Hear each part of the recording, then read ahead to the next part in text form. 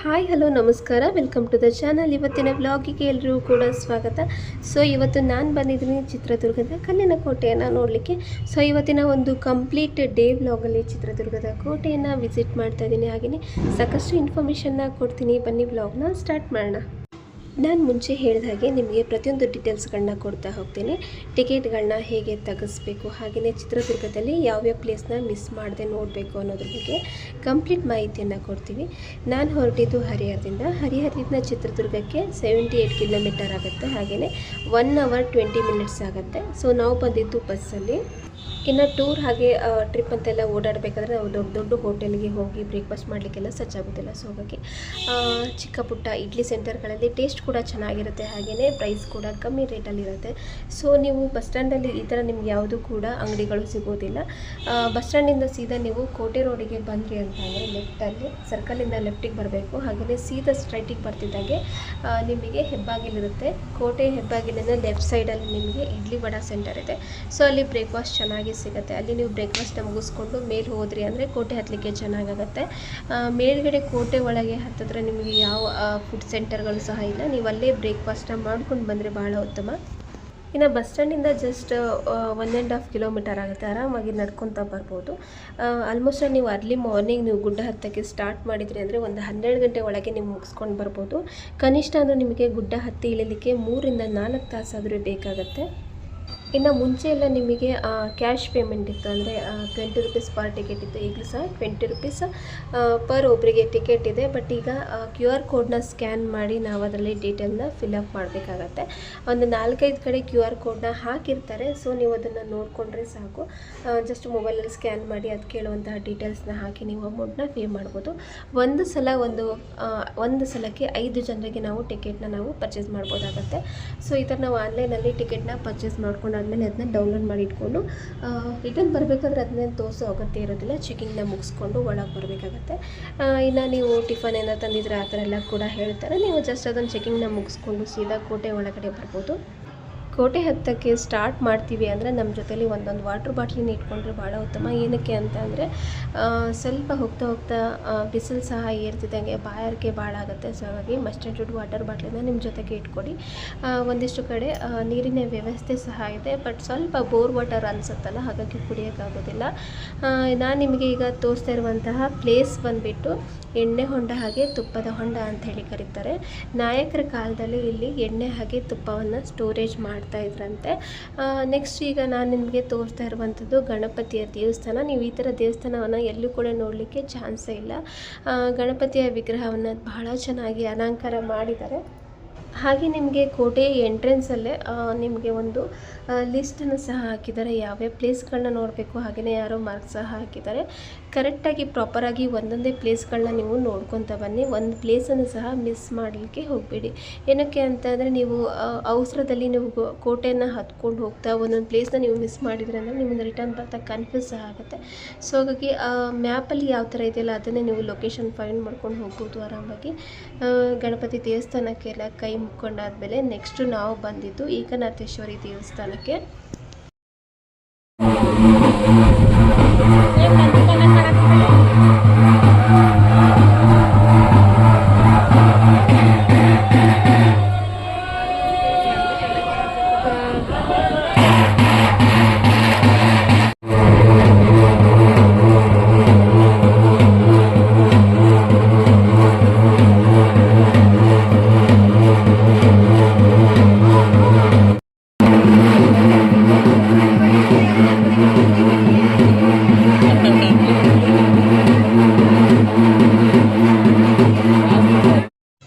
ಏಕನಾಥೇಶ್ವರಿ ದೇವಿಯ ದರ್ಶನ ಅಷ್ಟೊಂದು ಸರಿಯಾಗಿ ಆಗಲಿಲ್ಲ. ಏನಕ್ಕೆ ಅಂತ ಅಂದರೆ ಭಾಳಷ್ಟು ನಾವು ವೆಯ್ಟ್ ಮಾಡಿದ್ವಿ, ಬಟ್ ಯಾರೋ ಒಂದು ಫ್ಯಾಮಿಲಿಯವರು ಪೂಜೆ ಮಾಡಿಸ್ತಾ ಇದ್ರು ಅನಿಸುತ್ತೆ. ಹಾಗಾಗಿ ಹೊರಗಿಂದನೇ ನಾವು ದೇವರಿಗೆ ಕೈ ಮುಕ್ಕೊಂಡು ನೆಕ್ಸ್ಟ್ ನಾವು ಹೊರಟ್ವಿ. ಏನಕ್ಕೆ ಅಂತಂದರೆ ಬಿಸಿಲು ಏರ್ತಾಯಿತ್ತು.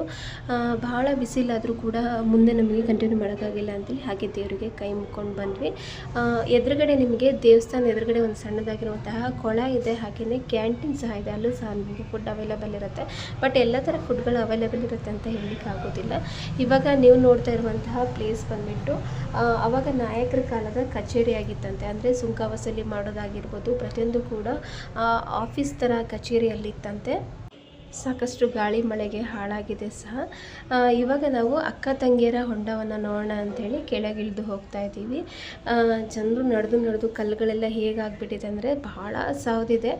ಜಸ್ಟ್ ನಾವು ಮೈ ಮರೆತು ಕಾಲಿಟ್ರೂ ಕೂಡ ಸ್ಲಿಪ್ ಆಗುವಂಥದ್ದು ಬಹಳ ಚಾನ್ಸಸ್ ಇದೆ. ಕೇರ್ಫುಲ್ಲಾಗಿ ನಾವು ಸ್ಟೆಪ್ಸ್ನ ಇಳಿಬೇಕಾಗತ್ತೆ.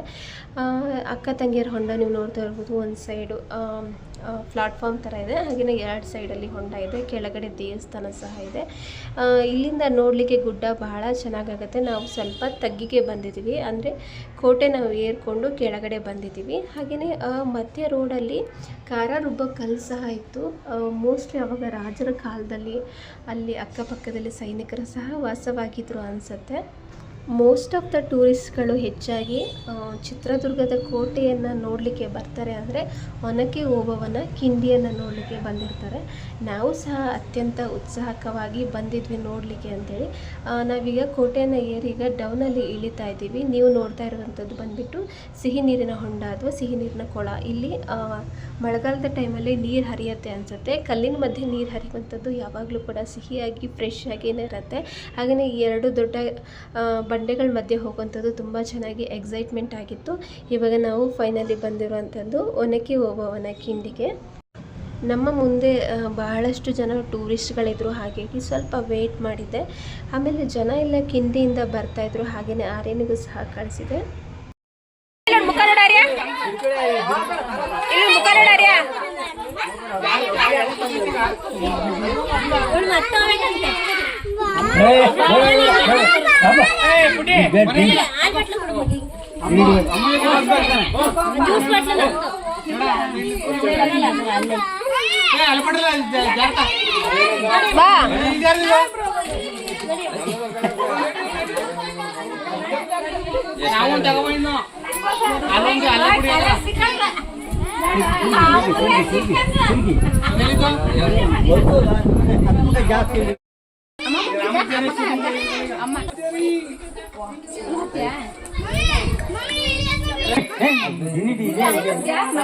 ಸಾಯಂಕಾಲ ಇಲ್ಲೇ ಕೂತ್ಕೊಂಡು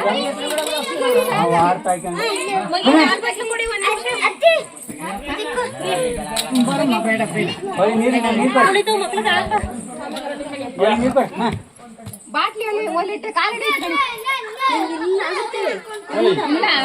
ದಪ್ಪ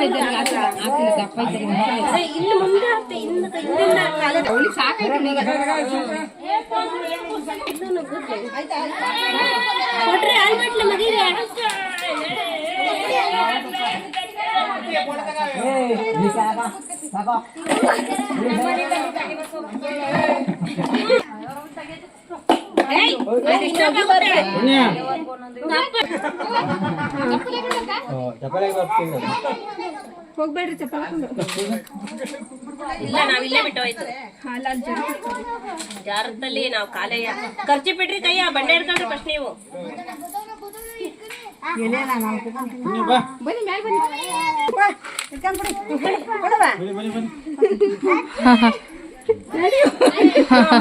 ಬನ್ನಿ ಮಮ್ಮಿ ಹೊಡೆಯತ್ತ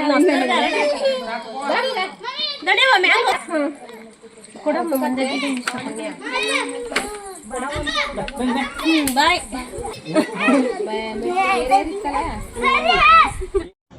ಓಬವ್ವನ ಸಾಹಸಕತೆಯನ್ನು ಕೇಳಿದರೆ ಈಗಲೂ ಕೂಡ ಮೈ ರೋಮಾಂಚನ ಆಗುತ್ತೆ ಯಾರಿಗಾದ್ರೂ ಸಹ.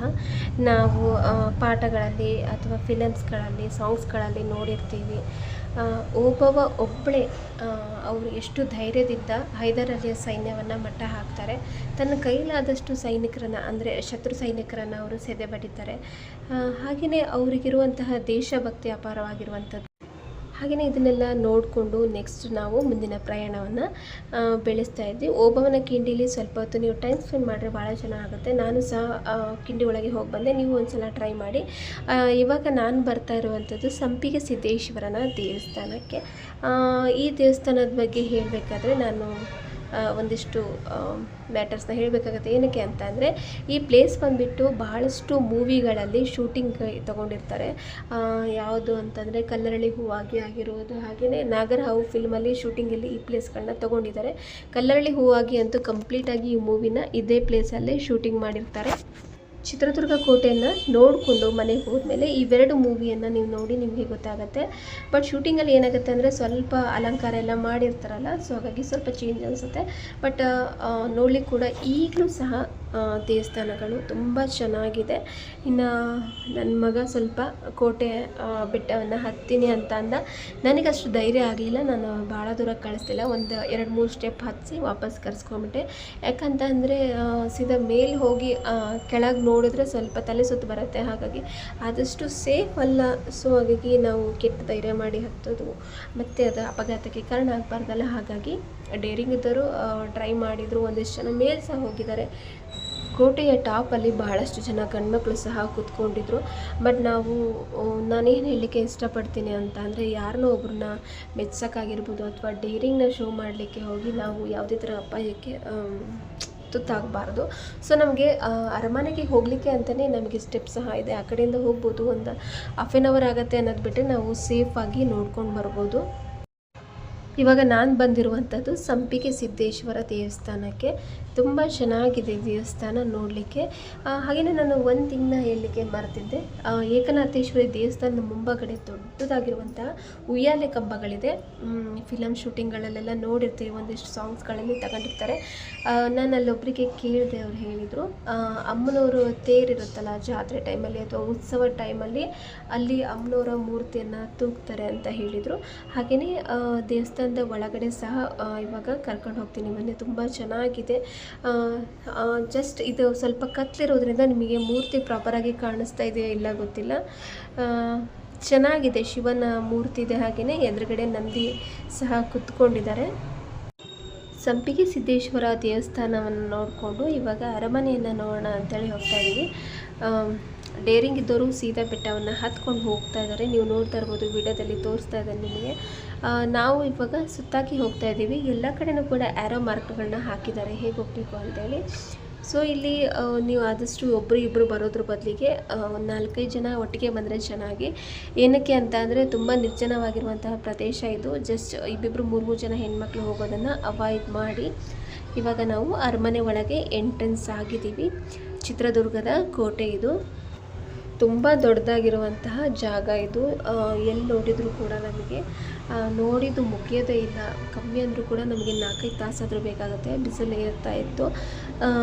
ಇವಾಗ ನಿಮಗೆ ತೋರಿಸ್ತಾ ಇದ್ದೀನಲ್ಲ, ಈ ಗೋಡೆ ಇವಾಗ ಎಷ್ಟು ಚಿಕ್ಕದಾಗಿದೆ ನೋಡಿ, ಮಣ್ಣಿನ ಗೋಡೆ.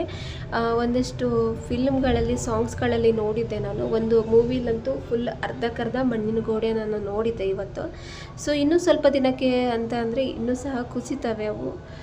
ಇವೆಲ್ಲ ಬಂದುಬಿಟ್ಟು ಅರಮನೆಯ ಗೋಡೆಗಳು. ಹಾಗೆಯೇ ಇಲ್ಲಿ ಶತ್ರುಗಳನ್ನ ಸಹ ಇಡಲಿಕ್ಕೆ ಇಲ್ಲಿ ಜೈಲ್, ಇದು ನೀವು ನೋಡ್ತಾ ಇದ್ದೀರಾ, ಇದು ಬಂದುಬಿಟ್ಟು ಜೈಲ್ ಅಂತೆ. ಈ ಥರ ಜೈಲನ್ನ ಸಹ ಇಟ್ಟಿದ್ರು. ಹಾಗೆಯೇ ಈ ಅರಮನೆ ಒಳಗಡೆ ಕೂಡ ಒಂದು ದೇವಸ್ಥಾನ ಸಹ ಇದೆ. ನನಗೆ ಇದು ಯಾವ ದೇವಸ್ಥಾನ ಅಂತೇಳಿ ಸರಿಯಾಗಿ ಗೊತ್ತಾಗಲಿಲ್ಲ. ಹಾಗೆಯೇ ಮಹಾರಾಣಿಯವರಿಗೆ ಸ್ನಾನ ಮಾಡುವಂತಹ ಸ್ನಾನಗೃಹಗಳು ಸಹ ಎಲ್ಲ ಪ್ರತಿಯೊಂದು ಕೂಡ ಇದೆ. ಬಟ್ ಇದೆಲ್ಲ ನಮಗೆ ಈಗ ಜಸ್ಟ್ ನಮಗೆ ಗುರುತಿಡಲಿಕ್ಕೆ ಸಿಗದೇ ಇರೋ ಹಾಗಾಗಿದೆ. ಇನ್ನು ನಾವು ಕೋಟೆಯಿಂದ ಬಂದಾದಮೇಲೆ ವಸ್ತು ಸಂಗ್ರಹಾಲಯಕ್ಕೆ ಬಂದ್ವಿ. ಕೋಟೆನೆಲ್ಲ ನೋಡ್ಕೊಂಡಾದ್ಮೇಲೆ ಹೊರಗಡೆ ಮಜ್ಜಿಗೆ ಸಿಗುತ್ತೆ, ತಣ್ಣಗೆ ಮಜ್ಜಿಗೆಯನ್ನು ಕುಡಿದು ದೇಹ ತಣ್ಣಗೆ ಮಾಡ್ಕೊಳ್ಳಿ. ಹಾಗೆಯೇ ಇಲ್ಲೊಂದು ವಸ್ತು ಸಂಗ್ರಹಾಲಯ ಇದೆ, ಅಲ್ಲಿ ಬಂದು ನೋಡ್ಕೊಂಡು ಹೋಗ್ಬೋದು. ಒಂದು 10 ರೂಪೀಸ್ನ ಚಾರ್ಜ್ ಮಾಡ್ತಾರೆ ಒಬ್ಬರಿಗೆ. ಪುರಾತನ ವಸ್ತುಗಳನ್ನ ಸಹ ಎಲ್ಲ ಕೂಡ ಇಟ್ಟಿದ್ದಾರೆ. ಅಂದರೆ ಇದು ರಾಜನ ಆಳ್ವಿಕೆ, ನಾಯಕರ ಆಳ್ವಿಕೆ ಕಾಲದ ವಸ್ತುಗಳು ಇವೆಲ್ಲ. ಬೆಳ್ಳಿ ಗೆಜ್ಜೆಗಳಾಗಿರ್ಬೋದು, ಪ್ರತಿಯೊಂದು ಕೂಡ ಕತ್ತಿಗಳು, ಗುರಾಣಿಗಳು ಎಲ್ಲ ಸಹ ಇಟ್ಟಿದ್ದಾರೆ. ಹಾಗೆಯೇ ಈ ಚಿತ್ರದುರ್ಗದ ಕೋಟೆಯನ್ನು ಆಳಿರುವಂತಹ ರಾಜರ ಫೋಟೋಗಳನ್ನೂ ಸಹ ಬರೆದಿಟ್ಟಿದ್ದಾರೆ. ಸೊ ಇನ್ನು ನೀವು ಕೋಟೆಯನ್ನು ನೋಡಲಿಕ್ಕೆ ನಿಮಗೆ ಪ್ರಾಪರಾಗಿ ಎಲ್ಲಿ ಹೋಗಬೇಕು ಬರಬೇಕು ಅಂತ ಗೊತ್ತಾಗಲ್ಲ ಅಂತಂದರೆ ಗೈಡ್ಗಳು ಸಹ ಇರ್ತಾರೆ. ಗೈಡ್ಗಳನ್ನ ಸಹ ನೀವು ಕರ್ಕೊಂಡು ಹೋಗ್ಬೋದು. ನಾವು ಗೈಡ್ನ ಏನು ಕರ್ಕೊಂಡು ಹೋಗಿಲ್ಲ, ನಾವು ಜಸ್ಟ್ ಅದನ್ನು ಮ್ಯಾಪನ್ನು ಫಾಲೋ ಮಾಡಿಕೊಂಡು ಎಲ್ಲ ಸಹ ನೋಡ್ಕೊತ ಬಂದ್ವಿ. ಪ್ರತಿಯೊಂದಕ್ಕೂ ಕೂಡ ಆಯುಧ ಪೂಜೆ ಟೈಮಲ್ಲಿ ಪೂಜೆಯನ್ನು ಮಾಡಿ ಈ ಥರ ಇಟ್ಟಿದ್ದಾರೆ. ಮದ್ದು ಗುಂಡುಗಳನ್ನ ಇಟ್ಟಿದ್ದಾರೆ, ಹಾಗೆ ಒನಕೆಗಳನ್ನೂ ಕೂಡ ಇಟ್ಟಿದ್ದಾರೆ. ಆಗಿನ ರಾಜರ ಕಾಲದಲ್ಲಿ ಸಿಕ್ಕಿರುವಂತಹ ಸಾಮಾನುಗಳು, ಎಷ್ಟೋ ಸಾಮಾನುಗಳು ಮಣ್ಣಿನ ಅಡಿಗೆಲು ಸಹ ಹೋಗಿರ್ತವೆ, ಗೊತ್ತಾಗೋದಿಲ್ಲ. ಬಟ್ ಅದನ್ನ ಸ್ವಲ್ಪ ಎಲ್ಲ ಇಂಪ್ರೂವ್ ಮಾಡ್ಕೊಂಡು ಬಂದಿದ್ರೆ ಇನ್ನೂ ಸಹ ಮುಂದೆ ಹೋಗುವಂತಹ ಟೂರಿಸ್ಟ್ಗಳಿಗೆ ಎಲ್ರಿಗೂ ಸಹ ಗೊತ್ತಾಗುತ್ತೆ. ಹಾಗೆಯೇ ಚಿತ್ರದುರ್ಗ ಸಂಸ್ಥಾನದ ಅವರ ರಾಜರ ಒಂದು ವಂಶವೃಕ್ಷನ ಸಹ ಹಾಕಿದ್ದಾರೆ. ಹಾಗೆಯೇ ಎಷ್ಟು ರಾಜರುಗಳ ಆಳ್ವಿಕೆ ಮಾಡಿದ್ದಾರೆ ಅನ್ನೋದನ್ನು ಕೂಡ ಅವರ ಒಂದು ಹುಟ್ಟಿದ್ದು ಹಾಗೆಯೇ ಅವರ ಸಾವಿನ ಡೇಟ್ ಆಗಿರ್ಬೋದು, ಹಾಗೆ ಆಳ್ವಿಕೆ ವರ್ಷವನ್ನು ಕೂಡ ಎಲ್ಲ ಸಹ ಹಾಕಿದ್ದಾರೆ. ರೆಫರೆನ್ಸ್ ಮಾಡುವಂಥವ್ರು ಅಥವಾ ಸ್ಟಡಿ ಮಾಡುವಂಥವ್ರು ಇಲ್ಲಿ ಬಂದು ನೋಡ್ಕೊಂಡು ಹೋಗ್ಬೋದು. ಇಂಥದ್ದೇ ಅಂತಲ್ಲ, ಬಹಳಷ್ಟು ಐಟಮ್ಗಳನ್ನ ಇಟ್ಟಿದ್ದಾರೆ, ಹೇಳಲಿಕ್ಕೆ ಸಹ ಕಷ್ಟ ಆಗುತ್ತೆ. ನಾವು ಸಿನಿಮಾಗಳಲ್ಲಿ ನೋಡಿರ್ತೀವಿ, ಬಟ್ ಇದನ್ನು ಡೈರೆಕ್ಟಾಗಿ ನಾವು ನೋಡ್ತಾ ಇರ್ಬೋದು. ಬಟ್ ಇಲ್ಲಿ ಏನು ಅಂತಂದರೆ ಜಸ್ಟ್ ಅವರು ಅವಾಗಿನ ನಾಯಕರ ಕಾಲದಲ್ಲಿ ಅವರ ಉಡುಗೆ ತೊಡುಗೆಗಳು ಹೇಗಿದ್ವು ಅನ್ನೋದು ಒಂದು ಸಹ ಇಟ್ಟಿದ್ರೆ ಭಾಳ ಚೆನ್ನಾಗಿರ್ತಿತ್ತು. ನಮಗೆ ಸಹ ಒಂದು ಕುತೂಹಲ ಇರುತ್ತಲ್ಲ, ಅವ್ರು ಯಾವ ಥರ ಉಡುಗೆಗಳನ್ನ ತೊಡ್ತಾ ಇದ್ರು ಅಂತ ಹೇಳಿ. ಕೋಟೆ ಎಲ್ಲ ನೋಡಾಯಿತು. ಹಾಗೆ ವಸ್ತು ಸಂಗ್ರಹಾಲಯದಲ್ಲಿ ನಿಧಾನಕ್ಕೆ ಎಲ್ಲ ವಸ್ತುಗಳನ್ನ ನೋಡಿಕೊಂಡು ನೆಕ್ಸ್ಟ್ ನಾವು ಹೋಗ್ತಾ ಇರುವಂಥದ್ದು ಮುರುಘಾ ಮಠಕ್ಕೆ. ಇದು ಬಂದುಬಿಟ್ಟು ಬಸ್ ಸ್ಟ್ಯಾಂಡಿಂದ ಒಂದು 20 ರೂಪೀಸ್ನ ತೊಗೊತಾರೆ ಆಟೋದಲ್ಲಿ. ಇಲ್ಲ ಅಂತಂದರೆ ನೀವು ಕೋಟೆಯಿಂದನೇ ಹೋಗ್ಬೋದು. ಕೋಟೆಯಿಂದ ಹೋಗೋದಾದರೆ 30 ರೂಪೀಸ್ನ ಚಾರ್ಜ್ ಮಾಡ್ತಾರೆ. ಸೊ ಇಲ್ಲಿ ಮುರುಘಾ ಮಠಕ್ಕೆ ಬಂದು ನಾವು ಇಲ್ಲಿ ಊಟವನ್ನು ಸಹ ಮುಗಿಸ್ಕೊಂಡು ಇಲ್ಲೇ ಮಠದಲ್ಲಿ 12:30ರಿಂದ 3:30 ತನಕ ಪ್ರಸಾದವನ್ನು ಸಹ ಕೊಡ್ತಾರೆ. ಚಿತ್ರದುರ್ಗದಲ್ಲಿ ಮುರುಘಾ ಮಠ ಸಹ ತುಂಬ ಫೇಮಸ್ ಆಗಿರುವಂತಹ ಪ್ಲೇಸ್. ಹಾಗೆ ಇಲ್ಲಿ ನಾವು ಇದ್ರ ಬಗ್ಗೆ ತಿಳ್ಕೊಳ್ಳೋವಂಥದ್ದು ಬಹಳಷ್ಟು ಇದೆ. ನಾನು ಇದ್ರ ಬಗ್ಗೆ ಒಂದು ಡೀಟೇಲ್ ಬ್ಲಾಗನ್ನು ಸಪ್ರೇಟಾಗಿ ಅಪ್ಲೋಡ್ ಮಾಡ್ತೀನಿ. ಇದು ಒಂದು ಲೆಂತಿ ಬ್ಲಾಗ್ ಆಗಿಬಿಡುತ್ತೆ ಅಂತೇಳಿ ನಾನು ಒಂದು ಪಾರ್ಟ್ 1 ಹಾಗೆ ಪಾರ್ಟ್ 2 ಅಂತೇಳಿ ಮಾಡಿ ಹಾಕ್ತಾಯಿದ್ದೀನಿ. ಇವಾಗ ಇಲ್ಲಿ ನಾವು ಪ್ರಸಾದ ಎಲ್ಲ ತೊಗೊಂಡಾಯಿತು. ಹಾಗೆಯೇ ಈಗ ನಾವಿಲ್ಲಿ ಮುರುಘಾ ವನಕ್ಕೆ ಬಂದಿದ್ದೀವಿ. ಅಂದರೆ ಇದು ಬಂದುಬಿಟ್ಟು ಒಂದು ರಾಕ್ ಗಾರ್ಡನ್ ಥರ ಇದೆ. ಸೊ ಇಲ್ಲಿ ಸಹ ತಿಳ್ಕೊಳ್ಳುವಂಥದ್ದು, ಎಂಜಾಯ್ ಮಾಡುವಂಥದ್ದು ಬಹಳಷ್ಟು ಇದೆ. ಸೊ ಈಗ ಒಬ್ಬರಿಗೆ 50 ರೂಪೀಸ್ನ ಚಾರ್ಜ್ ಮಾಡ್ತಾರೆ. ಹಾಗೆಯೇ 3 ವರ್ಷದ ಮೇಲಿರುವಂಥ ಚಿಕ್ಕ ಮಕ್ಕಳಿಗೆ 30 ರೂಪಾಯಿನ ಚಾರ್ಜ್ ಮಾಡ್ತಾರೆ. ತುಂಬ ವರದಿಯಾಗಿರುತ್ತೆ. ನಾವು ಹೋಗಿ ತಿಳ್ಕೊಳ್ಳೋವಂಥದ್ದು, ನೋಡೋವಂಥದ್ದು ಪ್ರತಿಯೊಂದನ್ನು ಕೂಡ ರಾಕ್ ಗಾರ್ಡನಲ್ಲಿ ಭಾಳಷ್ಟು ಇದೆ. ಚಿಕ್ಕ ಮಕ್ಕಳಿಗೆ ಆಟ ಆಡಲಿಕ್ಕೆ ಕೂಡ ಚೆನ್ನಾಗಿ ಅನುಕೂಲ ಇಲ್ಲದೆ ವಾಟರ್ ಪಾರ್ಕ್ ಇದೆ, ಗೇಮ್ಸ್ ಇದೆ.